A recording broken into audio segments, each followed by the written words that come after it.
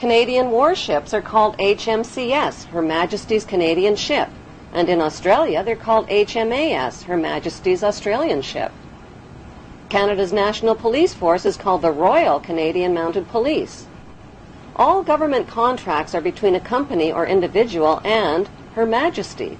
Court summons are issued in the name of the Queen, and all public inquiries are called royal commissions.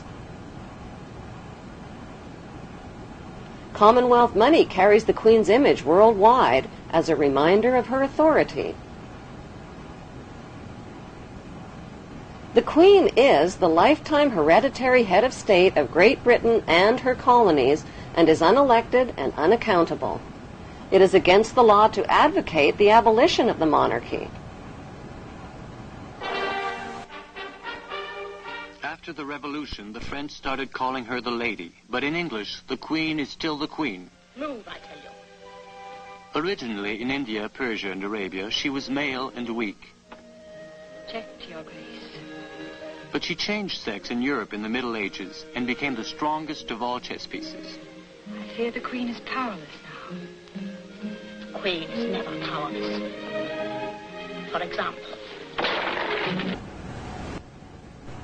What is the cost to British taxpayers to support the Queen and her blue blood entourage? The Public Accounts Committee and National Audit Office are forbidden to examine Queen Elizabeth Windsor's family finances, but the civil list payments are reviewed every 10 years.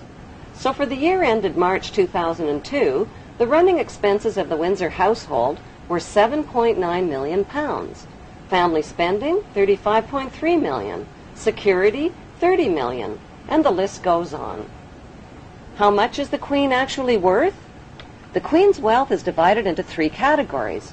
Her wealth as the monarch, her visible personal wealth, and her invisible personal wealth.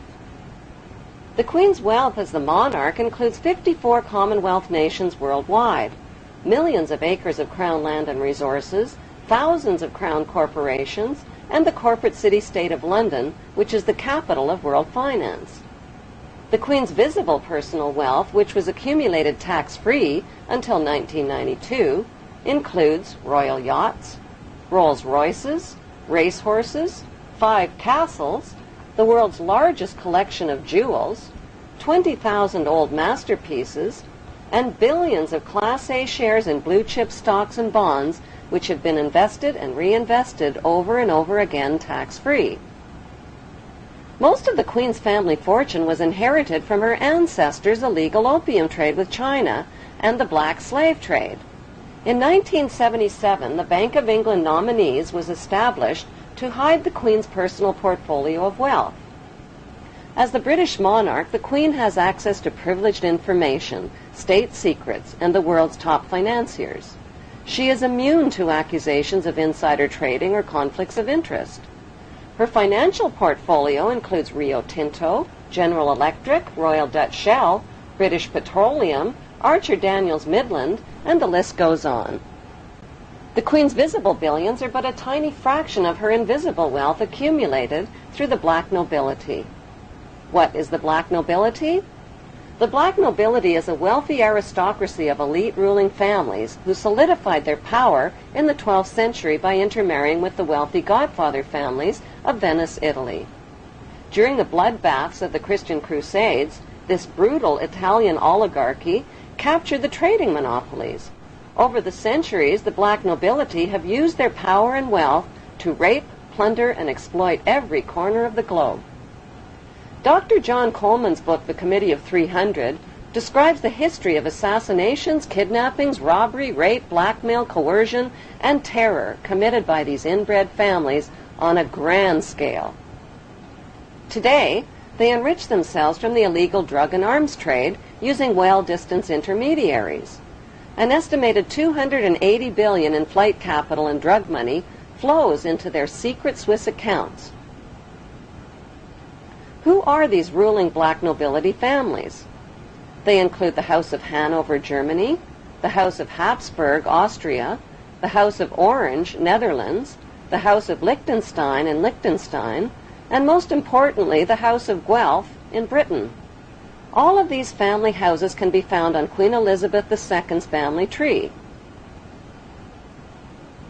The black nobility are the founders of the Committee of 300, which is also known as the Illuminati or Illuminated Ones. Queen Elizabeth II is head of the committee of these 300 ruling families. The Illuminati was formed to achieve one main objective, one world government called the New World Order. NWO spells own, backwards. All of today's think tanks originate from the Committee of 300 and include the Round Table, the CFR Council on Foreign Relations, the United Nations, the Bilderbergs, the Club of Rome, the RIIA, and the Trilateral Commission founded by David Rockefeller.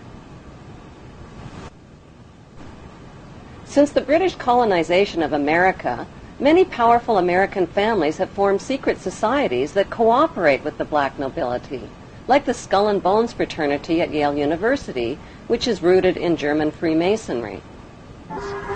Its exclusive members are some of America's most powerful and wealthy men, including 2 United States presidents, President George W. Bush and his father, President George Herbert Walker Bush. The Order of the Skull and Bones is located on the campus of Yale University. John Pogue is a Yale graduate and the producer of a Hollywood movie called Skulls, based on the chilling radiation night. Chosen members enter a windowless hall on campus where they strip naked and lay inside a coffin. During the rituals, they reveal their innermost secrets, including the intimate details of their sexual history. Senior bonesmen dressed in robes chant over the new member in a symbolic death and rebirth ceremony. Each new member takes a vow, swearing a lifetime commitment to the brotherhood, secretly known as the Brotherhood of Death. The crossed bones symbolize the right of new members to double-cross and use any means possible on their rise to power.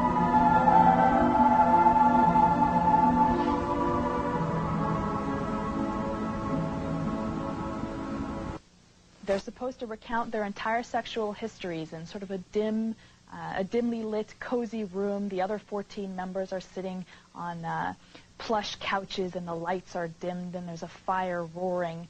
And this activity is supposed to last anywhere from between 1 to 3 hours. So George W. Bush, recounted his sexual history?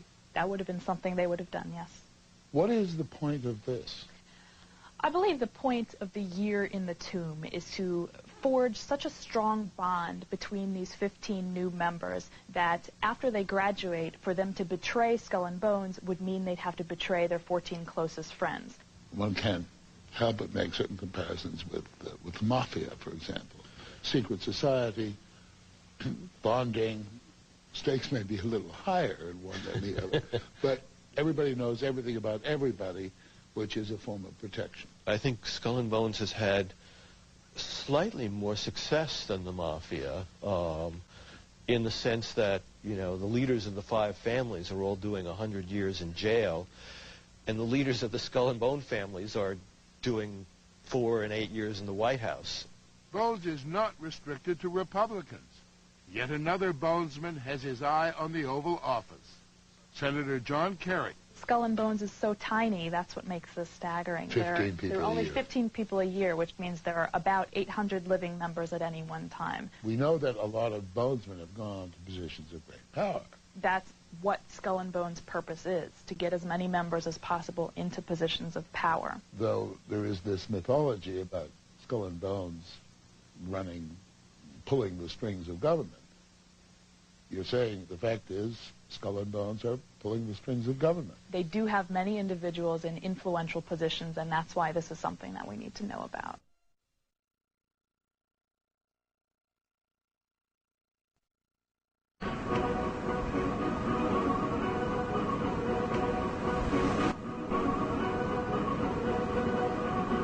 The New England Genealogy Society confirms that 19 U.S. presidents are descendants of King Edward III of England. Like European royalty, America's blue bloodlines are maintained through intermarriage. George W. Bush is descended from several kings of England and Scotland.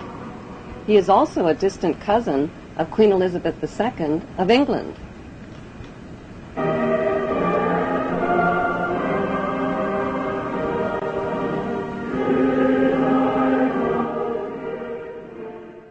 The think tanks of the Committee of 300 have given birth to the Tavistock Institute, HARP, the RAND Corporation, Stanford Research Institute, and the Institute for Policy Studies, among others.